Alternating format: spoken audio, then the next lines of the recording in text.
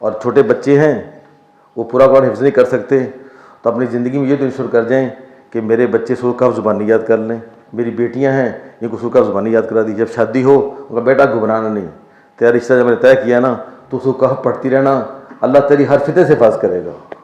فتنہ ضروری نہیں ہے کہ کوئی مارنے آئے گا, جس خاندان میں جا رہے اس خاندان کے اتنے فتنے ہیں, اللہ اس بچی کی اس سے حفاظ کرے گا.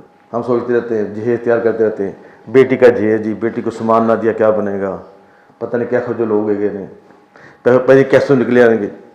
اور بیٹی کو سورہ کہف سکھا دو, یہ بیٹی اس خاندان کے تمام فتنوں سے بچی رہے گی.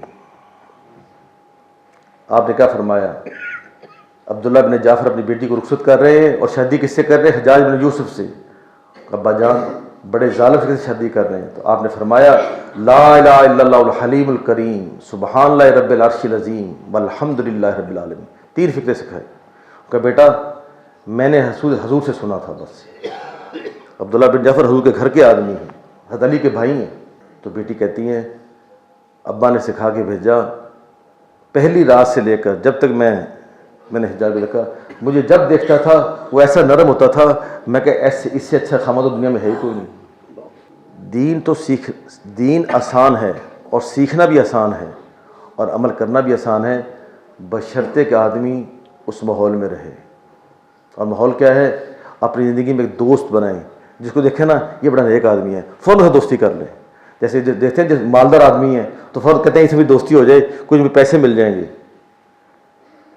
یہ سے کیا مل جائیں گے, پیسے مل جائیں گے, میں سے فرض کرا لوں گا.